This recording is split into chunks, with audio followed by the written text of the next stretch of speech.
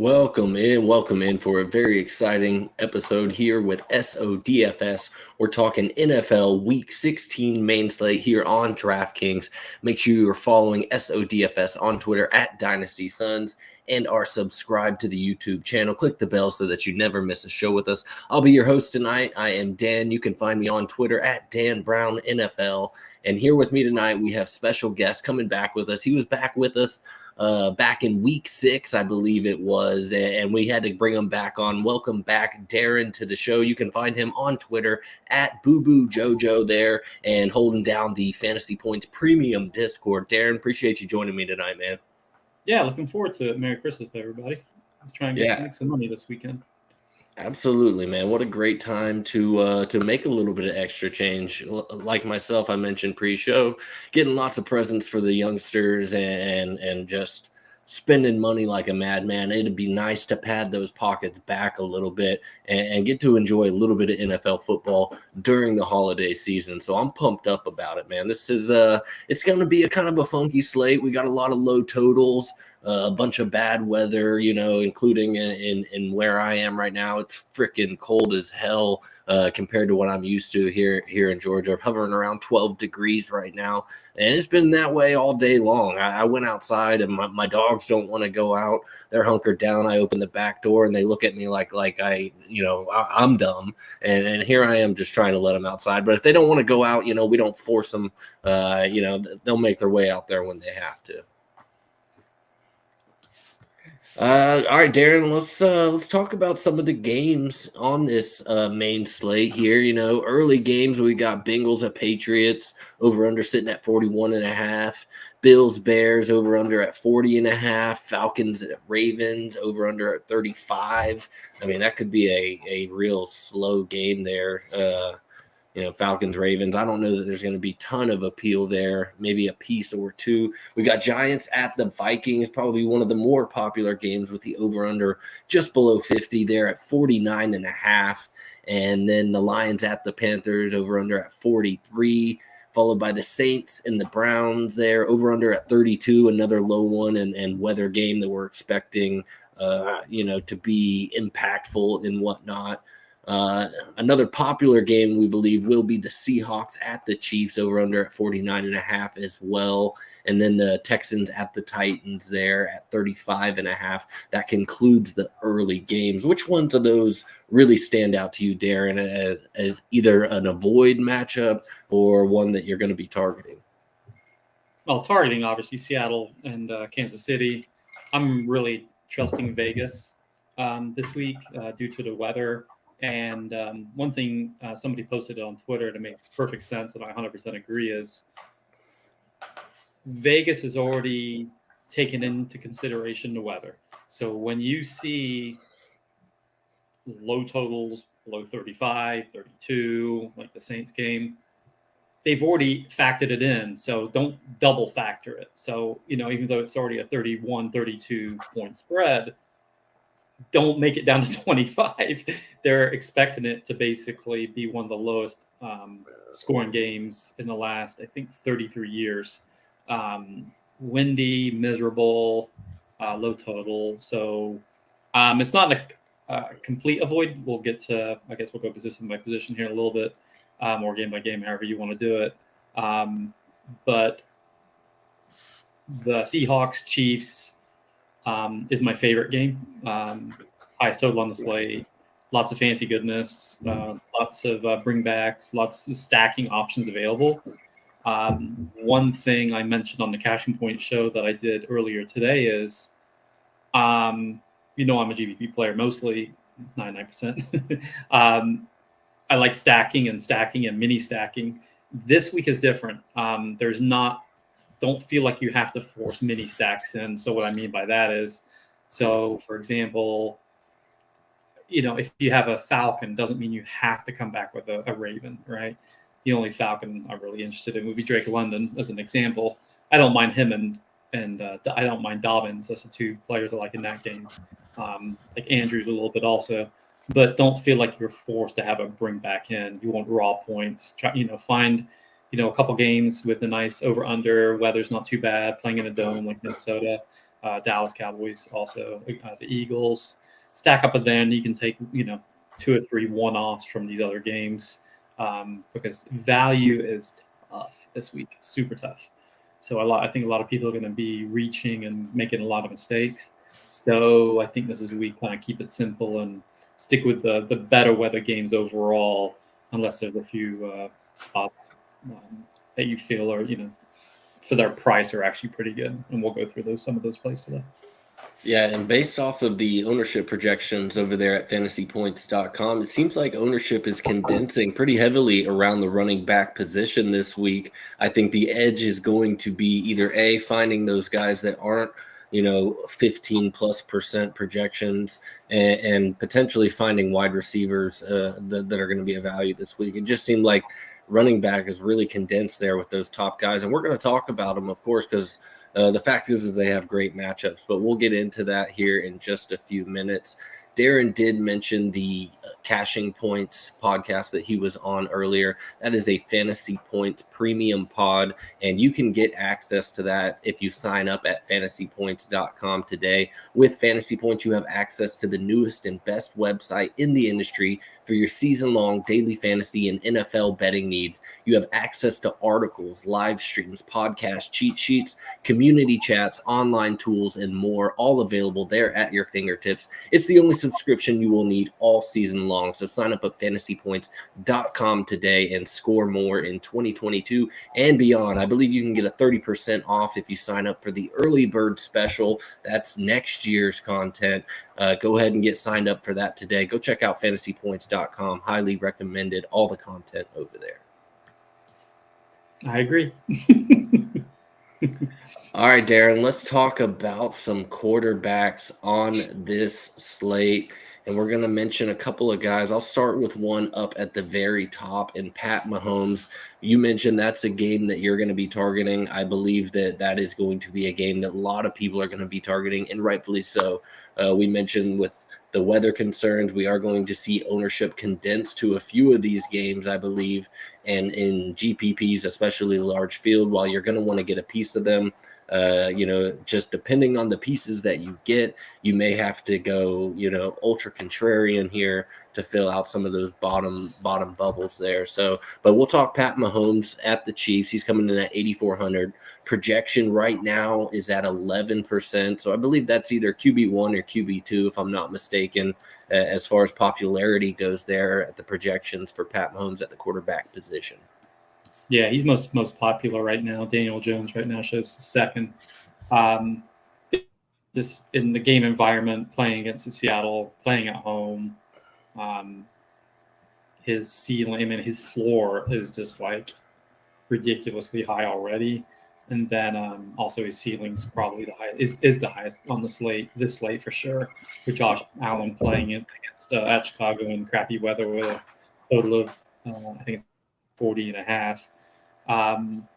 One thing I mentioned on the show, one thing I normally never do in multi-entries, I have no problem playing Mahomes and McKinnon in the same lineup.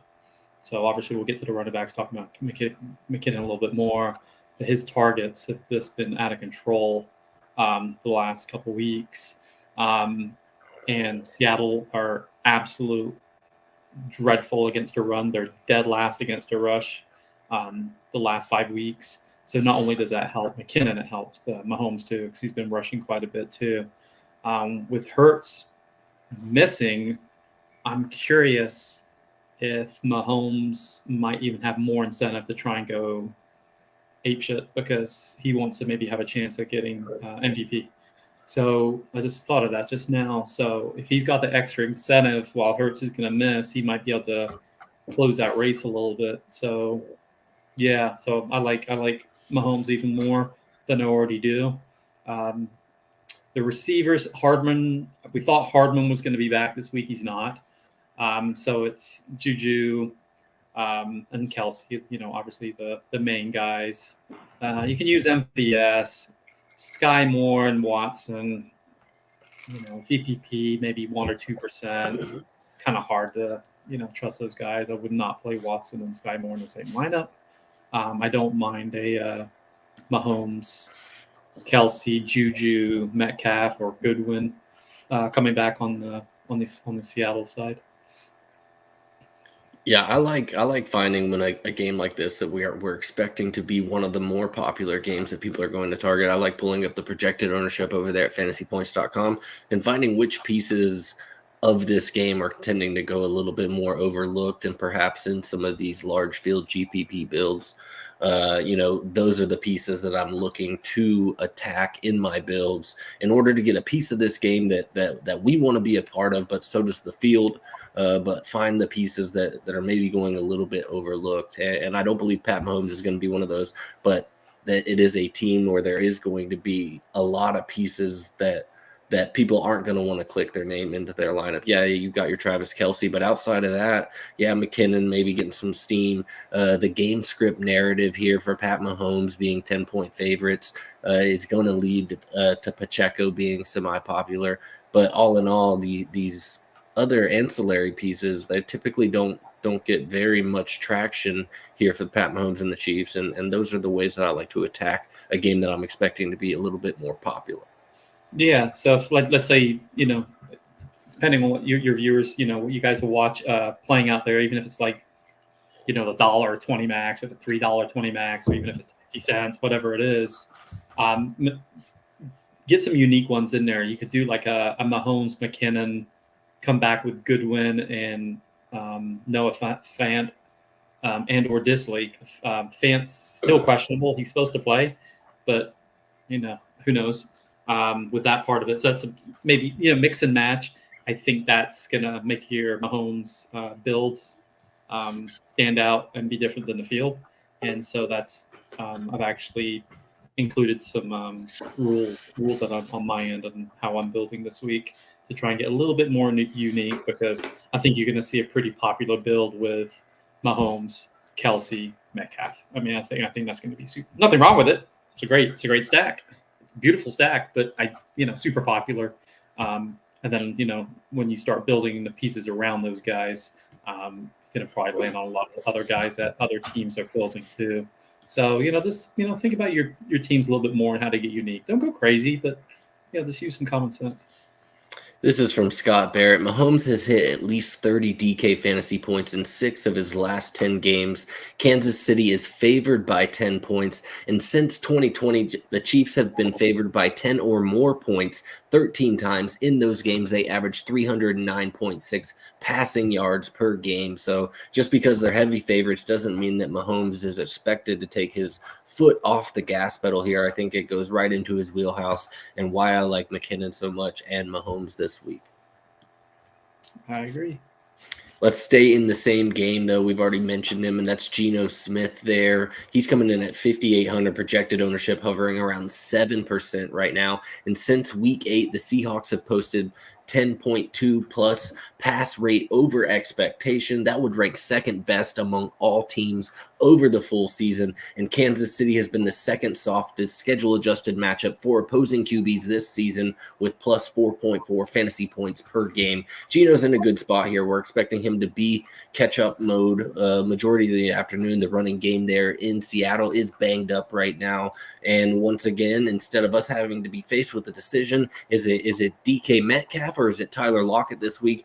That is taken out of the equation. Tyler Lockett is essentially not going to be available. Therefore, we know it's the DK Metcalf show, and I like Geno Smith and obviously DK Metcalf projecting to be one of the most popular wide receivers here on this main slate. But Geno Smith coming in at a good price tag in a game that we like, in a game environment that we're chasing. I like Geno Smith builds. Yep. These two are my two highest owned quarterbacks on the slate. I'm only using 5, may go 6, but these are my two as highest owned. And so Walker is still questionable, supposed to play, but some of your viewers may not have seen that the Seahawks brought up Wayne Gallman from the practice squad earlier today. So that's a little bit of a telling sign that could be that they're not comfortable with Walker. And Pete Carroll is notorious for not telling the truth, hiding these injuries and things of that sort. So I'm personally avoiding Walker. I won't have any of them at all. The Chiefs have been pretty good against the running backs. They're bottom. Where are you? Against the quarterback, they're bottom 8 for sure. Where are they? No, actually quarterback the last 5 weeks they're third worst, and then against receivers they're bottom 10. So, bottom 13 last 5 weeks. So when I see that combo of bottom 10 against quarterbacks and basically almost bottom 10 against receivers, it's a really good combination. Marquise Goodwin is cheap. I don't mind playing Metcalf and Goodwin together. In the past, you don't typically see Seattle use the third receiver that often. They sometimes get a bomb play here and there, but the target share is typically just 1 and 2, Lockett and Metcalf every single week. And I also think that Fant and Disley are both in play. Fant is still questionable, supposed to play. Once again, another one. But in my builds, I'm going to have a little bit of Disley also because they're so, they're hurting so bad. At the receiver and Walker, if he'll even play, if he does play, I don't think he's going to do much. But I was actually hoping Fant was out because Disley's only 2,700, and I had a lineup I loved until Fant. Look, the report said he's going to play. So yeah, 7% for Geno Smith, catch up mode. I don't think going to run the ball, and a really good matchup against KC, which we're presuming they're playing catch up the entire time. I like him quite a bit, and 7% seems pretty low with the highest total on the slate, to be honest. Well, another QB that's obviously gaining a ton of traction would be Gardner Minshew there, stepping in for the injured Jalen Hurts for the Eagles. He's got a matchup there in Dallas, but his price tag, $4,800, is obviously very intriguing, even with a tough matchup on paper. But that Dallas defense is pretty banged up right now, and we know he's got an all-star cast around him. And given his small sample size, even when getting some starter run, it's decent enough that a $4,800 price tag is obviously going to warrant a little bit of attention in my books. Yep, for sure. Yeah, the price is really good. I'm not a cash game player, but if I was playing cash, that's the quarterback I would use. I'm really interested in the receivers. Dallas have actually just got destroyed the last few weeks with their injuries in the backfield. We saw Zay Jones have 3 touchdowns last week when I was all over Chris Kirk. Of course, the week before, I did like the Houston receivers, and then Moore and my boy Amari Rodgers went crazy. And so if you guys, if you get on the show, I listen to the John Hansen, Greg Cosell matchup points that they do every Thursday. It's an amazing show. Greg Cosell is a god to me. He's like a legend. I listen to everything he says. He's such a football wealth of knowledge, and he just loves attacking this left side of the Cowboys defense where Diggs will not be, and that's going to be Devontae Smith. He's 6,600 this week. He's only showing 6-7%. Minshew has been known to throw it downfield quite a bit. I think they're going to try and get Sanders involved, but I don't know how much success he's actually going to have unless they get him, out in space a little bit more.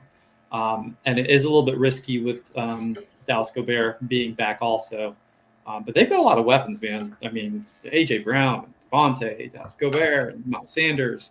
They got some weapons, and it's in a dome. These teams don't like each other. It's always a fun game to watch. It's it's a late afternoon game where it's gonna make or break your DFS lineups for that's for damn sure.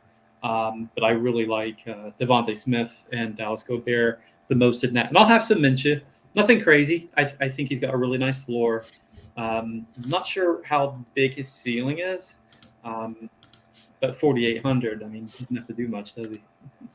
How about Dak Prescott? Any interest for you in Dak this week? Yeah. So. I mean, I have a little bit. Not that excited about it. I don't know if you know my love for Tony Pollard. He's to me, and I'm not sure if you guys know on the show, I feel he's the best running back in the league, hands down. If he was a full-time player, I know Elliott's been getting a lot of run. but Pollard's upside, we'll get to Henry in a little bit. Pollard's upside, because he can break these long runs, is just immense. Go look at his logs, and he's had multiple 25-plus games in a shared role. Philly is pretty good against a run, but once again, I think I can get him out in space. Well, we're kind of already dipping our toes in the water. Let's talk about some of the running backs here on this main slate. We have a couple of sure choice primo pay up options here, starting up at the very top with Christian McCaffrey coming in at 8,800, and his projected ownership is sky high right now with 34%. And I mean, I think it's warranted. He's played 4 full games without Elijah Mitchell thus far. And in those games, he's finished 2nd, 1st, 13th, and 1st in expected fantasy points. So the usage is just through the roof. Deebo Samuel obviously still banged up, not expected to play. We can expect CMC to continue his dominance here for the 49ers while backup quarterback Brock Purdy continues to, hold the reins here for this 49ers offense. I mean, it is running through CMC, and rightfully so. He's going to be very popular this week. So I didn't get a chance to we running short on the show earlier. So my argument against actually is this: the Commanders, the last 5 weeks are top 4 against a running back. That's the first thing. And the second thing so you're like, all right, well, CMC's going to catch some passes. Well, yeah. But Commanders have also only allowed 95 yards receiving for running backs, which is second best in the league over the last 5 weeks to running backs. Obviously, McCaffrey's a different kind of play on that, but a 34% highest on running back against a top 4 run defense who is also shutting down the pass catching backs, also on top. I'm not playing him. Oh, well, he goes off, and he gets 30 points. Oh, well, I like some of the other running backs based on the price and based on the matchups a little bit more. And I'm gonna lean on that part of it. Commanders have allowed just a couple touchdowns rushing. That's in the last 4 games. 2 running backs compared to, we'll get to these other ones like the Giants have allowed 8. And Dalvin Cook, 7,200. We'll get to the other running backs, but that's just my argument right there for the price, and you're saving, and you really don't need that big of a ding when we're talking about a running back with the projected ownership there up there at 34%. It doesn't take a ton of pressure on you twisting my arm to say, hey, let's go ahead and just fade this play and move on to the next one. But let's move on to the next one and tell me if you're doing the same thing with this play. That's Derrick Henry there for the Titans. You can save $200 by dropping down to Derrick Henry. He's coming in at 8,600. Projected ownership takes a little bit of a dip, but still coming in sky high at 27% as of right now, and a smash matchup. But once again, I think there is a very easy route for us to ding a Derrick Henry coming in at almost 30% projected ownership and a price tag of 8,600, Darren. Well, it's warranted, actually. And the big thing is, and I'm actually glad for DFS purposes, being a Titans fan, I'm not, but for DFS purposes, I am. Jacksonville winning and beating the Jets. Tennessee's not going to make the playoffs unless they win a division, period. They're just not going to get it. They're not going to get a wild card. And people are like, oh, well, Malik Willis is playing, and, he's not going to do crap. Oh, really? Last time Malik Willis played, when they played Houston, he had 38 points. Malik Willis had 2.5, and he played the whole game. They need this win. He's absolutely destroyed the Houston Texans. It's all over Twitter. It's all over the place. You can't find a place that doesn't talk about how Henry's just destroyed him. He ran the ball 32 times against Houston when they played earlier this year. I'm expecting the same. They're just going to ride him. He's just going to have the ball in his hands every single play. He's my highest owned running back. It's not close. And I'll be double the field if he's. I think he showed around 27. I think that's what I put in there. I think it's 27%. I might bump it at 1 or 2, but anyway, I'm going to be double the field on Henry. He's just in a complete smash, and there's not many receivers on this slate. I'll be using running back in the flex a lot more than receiver, just based on all the weather going around. But Henry is just an absolute smash spot. If he fails, oh well, I'm not going to second guess it. I like the call. I think Henry is indeed the running back. If you're paying all the way up, he is the one that I would be targeting over CMC with the $200 savings. Another running back that I think you and I are both interested in this week, and we've already mentioned him, that's Jerick McKinnon coming in at 5,900, projected ownership at 17%. I was hot and heavy on Jerick McKinnon this past week. Was hovering around 60% exposure, and I threw that out in the Discord. And to see him come through with the overtime goodness as well. Between him and Zay Jones, I had a lot of pieces that missed this past week, but I had good exposure to Zay Jones and good exposure to Jerick McKinnon, and I'm going to have a decent amount. It seems like the field just doesn't want to buy in.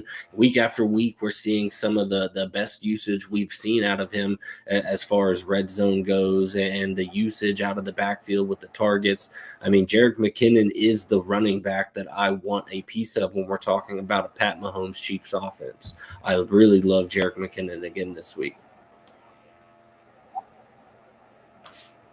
Yeah, 5,900, too cheap.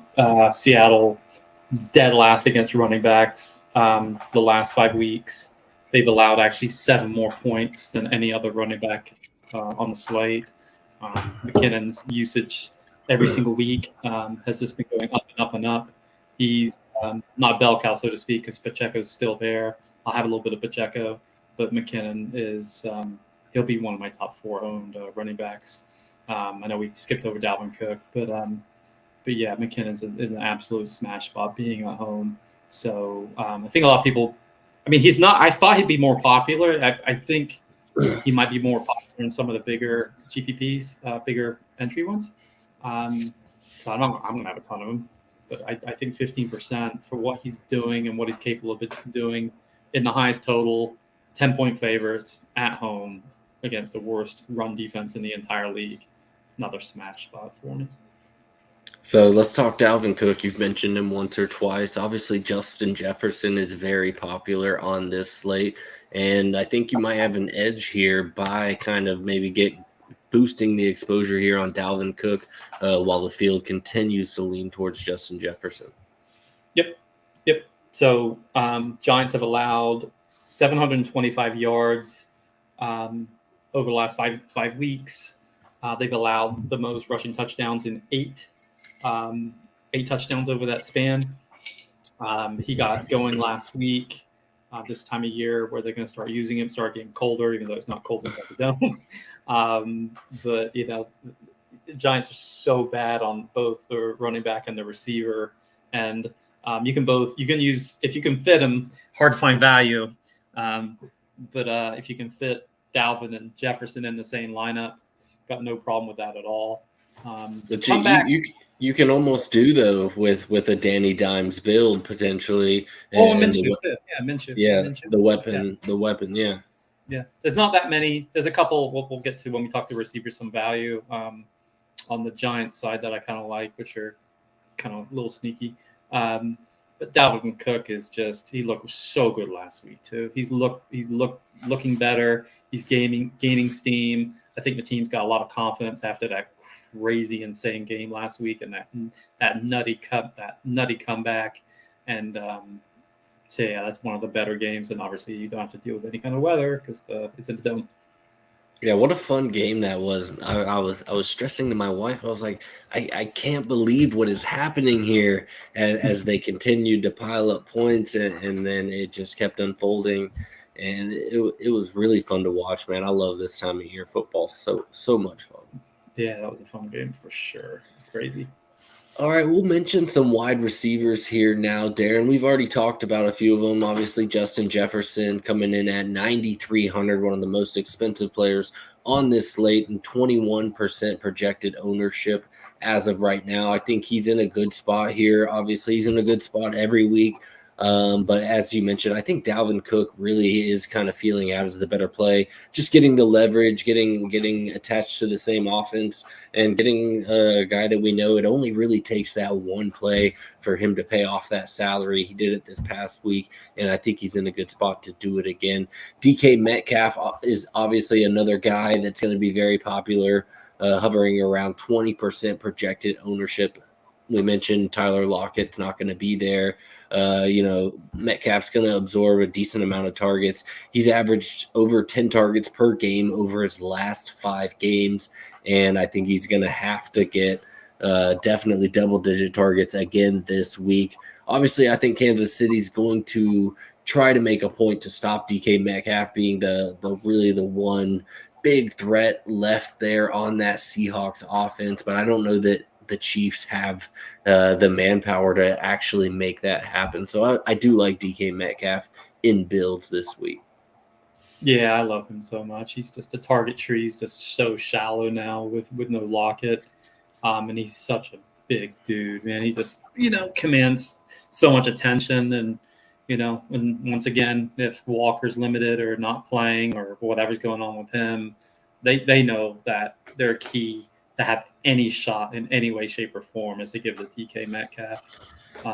So yeah, I like him. I like him quite a bit. And if we see Geno throw the ball 45 times, how many targets does that go 17. To DK Metcalf? 17 or 18. You have to get a piece of that, and yes, obviously CMC. And with Justin Jefferson coming in at 9,300, and you can get down to DK Metcalf at 7,100, who you could argue is almost in a better position than Justin Jefferson as far as expected target volume and potential game environment there is. It's hard to get away from DK Metcalf this week. Yeah, and you can make doubles, guys. You can make DK Metcalf and Goodwin, like I said. Goodwin's super cheap. He doesn't need much to pay off that 4,300 tag. So I got no problem with Geno, Metcalf, Goodwin, come back with McKinnon or Kelsey or Juju, whoever you want on the Chiefs side. I like that quite a bit. And you mentioned Eagles Devonta Smith coming in at 6,600, and with the projected ownership hovering around 6%, I think that is a play that I'm going to try to gravitate towards a little bit more. You mentioned Cosell, really loves the matchup. We like the game environment as far as being in a dome, getting out of the weather. Those games matter on a slate like this, where half of the games on this slate have some form or fashion of inclement weather. You can get a game in a dome and a guy who's been producing steadily over the last 4 or 5 weeks. Yes, Jalen Hurts isn't going to be there, but the matchup is right for Devonta Smith, and we're getting him at 6% projected ownership right now at fantasypoints.com. I like that call a lot, Darren. Yep. One of my favorite plays. DJ Moore coming in at 5,500, obviously going to be popular after he had a bounce back game this past week, and he's got a great matchup there against the Lions. Great price tag. If you're building a cash lineup or just looking for a cheap option that allows you to pay up a little bit more at another position, I like DJ Moore this week. Yeah, so the Lions are dead last against wide receivers, and over the last 5 weeks, they've actually allowed over 200 more yards receiving than the next closest. That's how bad they are. And DJ Moore playing on the outside, that's where they've just been obliterated, left and right. So yeah, DJ Moore's a smash spot. His ownership isn't bad. It shows around 16%, 5,500. Is a really nice tag in that. The running backs are just a freaking mess in Carolina. Foreman screwed me pretty badly. They're playing 3 running backs there. It's just a mess. DJ Moore's our best player. He's had his last couple games have been really good. So I'm actually excited to use some DJ Moore this week for sure. The weather's cold, but it's not too windy in Carolina. So I'm not too worried about that. Totals, not bad. I think it's like 43.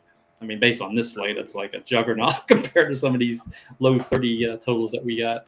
So DJ Moore is a very, very nice play, and the price is nice. I like the price, but Let's talk about some cheaper wide receivers, starting with Rashid Shaheed there for the Saints, coming in at 3,500 this week. He's pretty much the only guy in town there for that Saints wide receiver core, Darren, and you like him a good bit, I hear. Yeah, I do like him. So it's hard to find value. The winds are supposed to be 25 to 35 mile per hour gusts, freezing cold, just a crap total, but they're going to have to throw it some. And the only two people are left standing, so there's no Olave and there's no Landry. Not that Landry's done anything. Is Juwan Johnson and Shaheed. That's it. That's all they have. So at 3,500, you get 9 points. You're happy. He gets 14. You smashed. Now it's a little bit risky because of the total.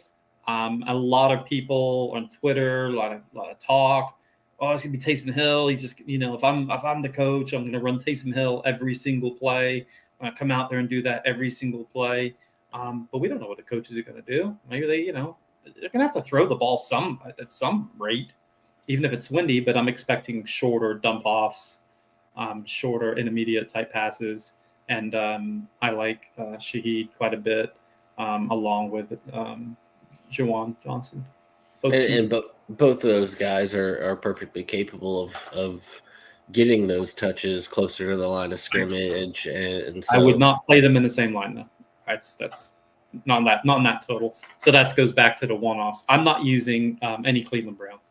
Oh, I might use some defense of the Cleveland Browns and the Saints defense actually also.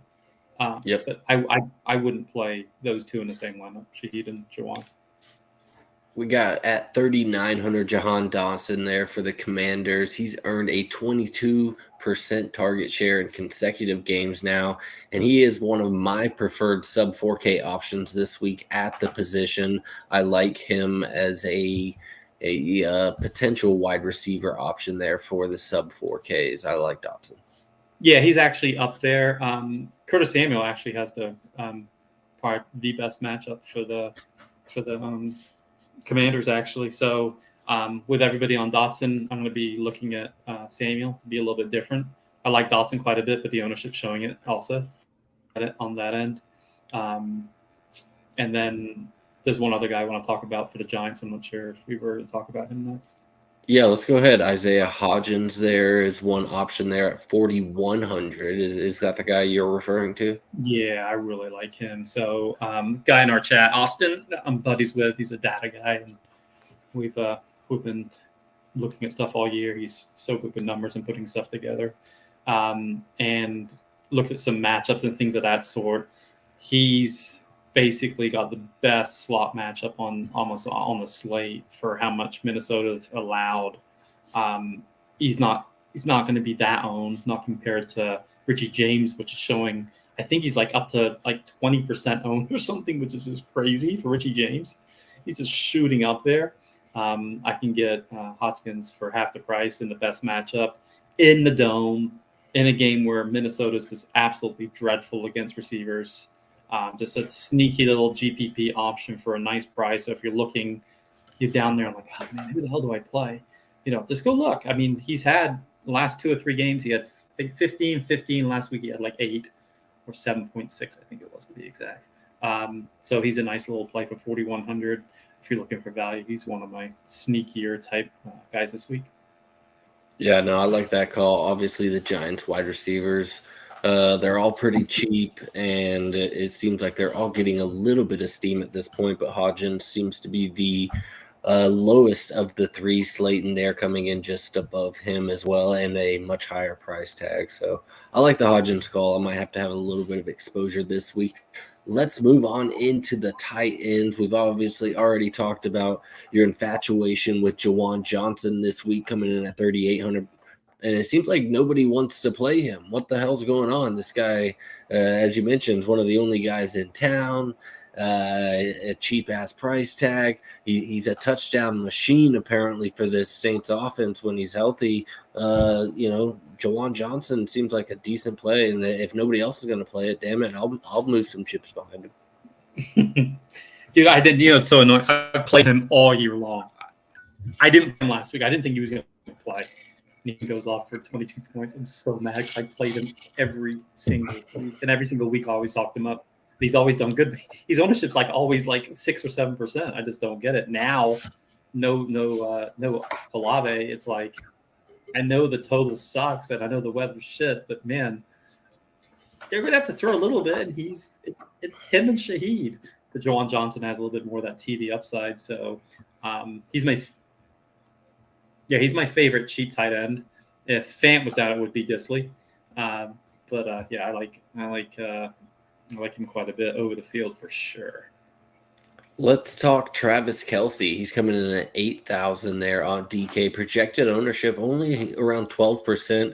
I thought that was a little bit low. I figured him to be a little bit more popular. Maybe it's the price tag and the lack of production that we've kind of seen the last few weeks, I think, scaring a little bit of the field away. But he's priced as the wide receiver 5, essentially, on DraftKings there with that $8,000 price tag, despite averaging 21 fantasy points per game. So I think he's in a great spot here to bounce back. Obviously, Seattle has been terrible against the tight end position, and this season, Kelce is responsible for the 3rd, 5th, 6th, 16th, 18th, and 19th highest scoring DraftKings performances by a tight end on this season. So he gives us a great positional advantage this week in a game that we're targeting in an environment that we love. Yeah, listen, Kelce's Kelce, right? I'm never going to not say it, but for my builds this week, I like the running back so much more. I'm having a hard time paying up for him. There's some other tight ends that we can talk about, but listen, I'm never going to say don't play Kelce. It's hard to fit him in this week unless you're going super cheap. Another running back, by the way, is I like J.K. Dobbins a little bit. So unless you're losing like Dobbins and McKinnon, it's like the lowest I think I would go as far as the running backs. Then you can maybe fit him in, but it's hard to get Henry or Cook and these other running backs in there and get a Travis Kelce in there. But obviously, he can score 40 points in a blink of an eye. But just having a little bit harder time with him this week.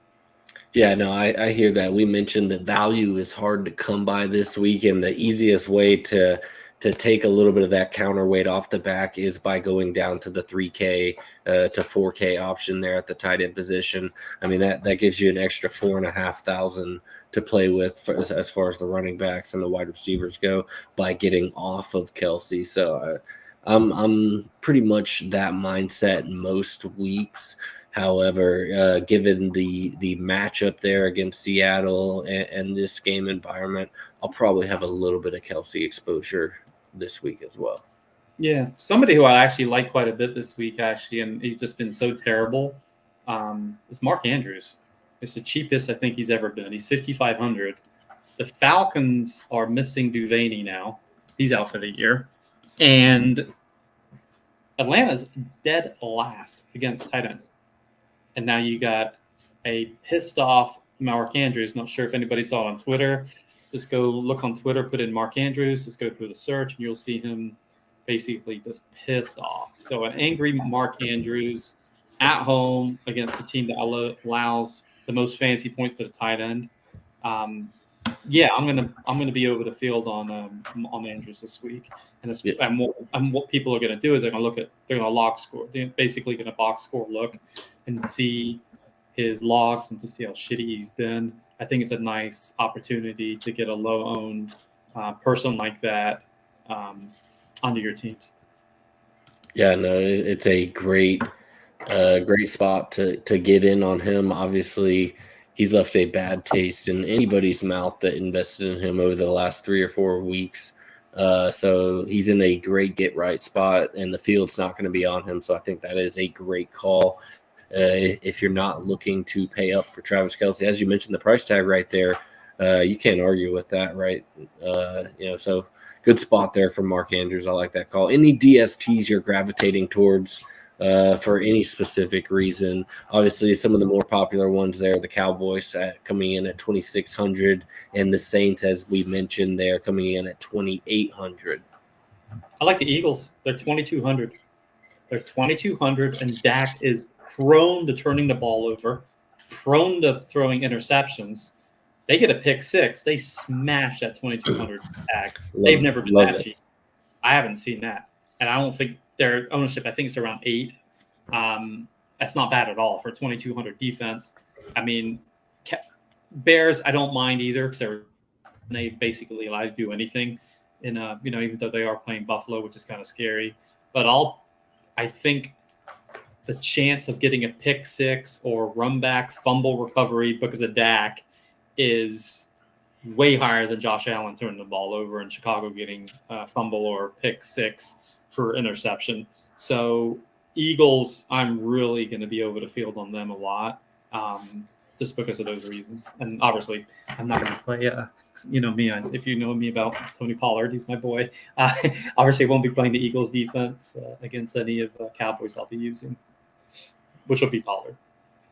Yeah, I do like that Eagles DST call. That price tag just screams. Carolina's pretty good. Carolina's good too. They're 2,300. I like them quite a bit. They're at home. All right, Darren. Well, that pretty much concludes the positional segments.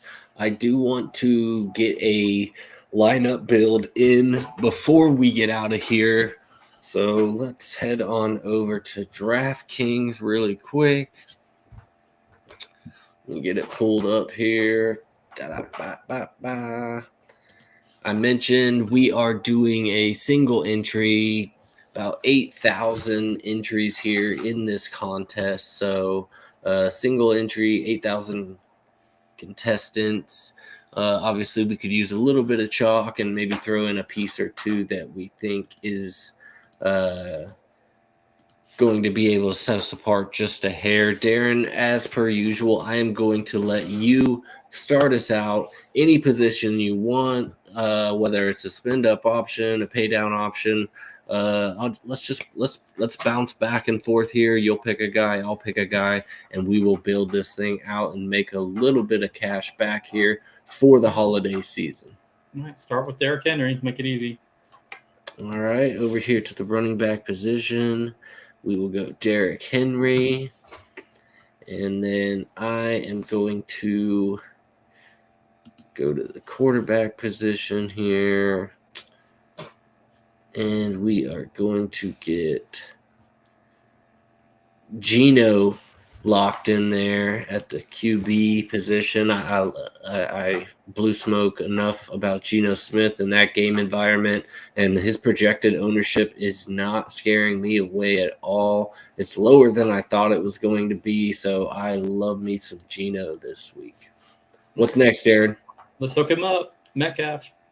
I had a feeling you were going that direction, but I didn't want to step on your toes.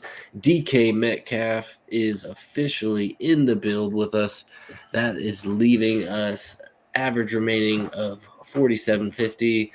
I like to go ahead and get it a little bit more realistic, so I'm going to go ahead and lock in those Eagles we were talking about. Don't get cute now, Darren. Obviously, no Darren or no Pollard for us here in this build, so I'm going to force you to go somewhere You blocked my Pollard. I did.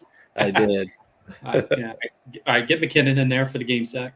Love it. You know, I'm in on McKinnon. He treated me so right this past week, made me a nice little chunk. So I love going back to him, and such a great matchup there. That's a good little game stack. I'm going to be very popular with that little 3-pack right there. You could even call it a 4-pack with Derrick Henry because he came through for me this past week as well. So I'm going back to Derrick Henry as well. So that's leaving us about 5,100. I think we are going to head on over to the tight end position. All right, Darren, we can either do – I'm leaning a couple of different ways. We can either plug in Fant at 34. We could get contrarian. Even if Fant does play, we could still get Disley in there. Obviously, with the price savings, I like that. One of those ancillary pieces that we don't expect to be popular. Fant's going to be a little more popular, assuming he plays. Disley, whether Fant plays or not, I don't think is going to be very popular. So I kind of like him as a sneaky play here to kind of get our overall ownership down a little bit. What do you think about that? Yeah, go for it. Yeah. I think he's going to be involved in the pass game. So yeah, for sure. Okay, so that gives us just sub 6K per remaining. Let's hop on over to the wide receiver position. And based on what we want to do with our flex position, if we want to try to jam in another running back there, as you mentioned, potentially getting 3 into a build in a single entry here, I don't think it's a terrible idea. But based on what we're going to do at the wide receiver position, may limit our options there in the flex. So something to think about. What do you want to do next year, Darren? I'm putting DJ Moore, 5,500. Okay, I like that call. Nice solid piece here with, as we mentioned, great price tag, great matchup. Those are often two things that I like to see before plugging them into my lineup. That's giving us 6,100 per position remaining. We have a wide receiver and a flex position left. Let's see, where do we want to go here? I can't stop thinking about the Devonta Smith call that you had there at 6,600. Correlates fine with our Eagles DST play. No problem there. So let's go ahead and lock him in. That gives us 56 remaining there in the flex, Darren. And we can talk about some of the top options available. We have Mark Andrews, as you mentioned, DeAndre Swift, Devin Singletary. Not a ton of options that you love to see. Yeah, the only thing that I would don't be afraid to go back on. I've made this build quite a bit. To be honest with you, the only thing that you could do, which I'd be okay with, would be going down from the Eagles defense, getting Chicago Bears, and then you can get Dobbins or Juju and as almost like a full game stack. So you got. I love it. Be an option. I'm actually in on Juju this week as far as another piece there for that game. So if we do get down to the Bears, that does allow us to get up to Juju. As you mentioned, Dobbins also available. I want a piece of that Atlanta-Baltimore game. I'm just fucking scared it's going to be 9-3 after we see 4 quarters of play, and I don't know that Dobbins is going to get there in a game with that environment. Much lean more towards the game environment for the Seattle KC game, so I am going to go Juju. And I think getting Juju and McKinnon as bringbacks is totally fine. I don't mind that at all. Just like I don't like McKinnon and Kelsey, and no, Pat Mahomes is fine. Obviously, we could maybe drop down from a Devonta Smith, and you could run this exact lineup back with the Pat Mahomes and find one of those cheaper wide receiver options that we mentioned earlier in the show. But I like this build right here. Gene, I'll go over it one more time for the listeners. At quarterback, we have Geno Smith. Running back, we have Derrick Henry and Jerick McKinnon. Wide receiver, DK Metcalf, DJ Moore, and Devonta Smith. Will Dissly there at the tight end, all the way down at 2,700. Gives us a little bit of extra change to get Juju Smith-Schuster in the flex position there for 5,800, and we paid all the way down at DST for those Chicago Bears there for 2,000. So that is our build. We are going to go ahead and lock it in. Bada bing, bada boom. Love that build, Darren. I think that's going to work out great for us this week. Darren, is there anything else that you want to talk about or bring up as far as this slate is concerned before we close it out here this evening? A couple of the tight ends we didn't really talk about that much were the 2 tight ends in the Dallas and the Philly game. Gobert's back. Dallas is back for the Eagles. So Dallas is playing against Dallas. And so Gobert, I think maybe Minshew might actually throw to him a little bit more. Maybe early. He smashed with them last time he played. I think it was 6 for 102 and 2 touchdowns. It's scary if I know that right off the top of my head, but I'm pretty sure that's correct. So he smashed. And then obviously on the other side of the ball too, Dallas's tight end. I'm talking tight ends. Dalton Schultz. Oh, thank you, Schultz. And then obviously Schultz too. Both really good prices in in a good high total, good environment. In the dome. In the dome, no snow, no wind, no rain, none of that crap. So I do like those two tight ends also quite a bit. So we talk about Hawkins. Yeah, I think that's pretty much it. Yeah, I actually feel pretty good about this slate. I think it's going to be a pretty profitable slate for us this week. So, Darren, let's get to it, man. I know that you're a big MME guy, so I hope you nail down that perfect combination this week. I feel like you are due, sir. Oh, so I've been cold, man. I've been cold. It's my process. Like I tell other people like this too. It's like my process is really good. I go back and I talk to other people who do this, who I trust, and the process is good. I've just been running bad. It just happens. I've actually played poker a couple times this week, and haven't played for like 6-7 months. But I'll be playing a ton after in the off season because that's what I do. But I was running bad there too. So I'm hoping the good juju you let me on the show again because we crushed that week 6. Yeah, Chase went on off, and man, we went off that week. So hey, man, this brings around the good juju. Thanks for having me. I'm feeling really good about it this week, man. Just like week 6, I think we're going to absolutely smash again. Feeling really, really good about this slate. I do want to mention Canva. Make sure you guys check them out. We are partnered with them. That's how we get all these slick overlays that Brother Matt creates for us each and every week. So big hat tip to Brother Matt. He's with us tonight, as per usual, behind the scenes, doing all the magic and making me and Darren look good here tonight. So do appreciate you, Brother Matt. Make sure you guys are subscribed to the SOD YouTube channel. Click the bell so that you never miss a show with us. If you'd like to get some Sons of Dynasty gear, head on over to ViridianGlobal.com. You can get some nice swagged out gear like the hat I have on here. Shout out to my guys over at Dynasty Rewind. Got this shirt at ViridianGlobal.com. So head on over there and get all the gear you need. Hope you guys have a wonderful Christmas. Love on to your families. Enjoy all the presents, the holiday cheer. Have a nice cold drink. Sit around the fire.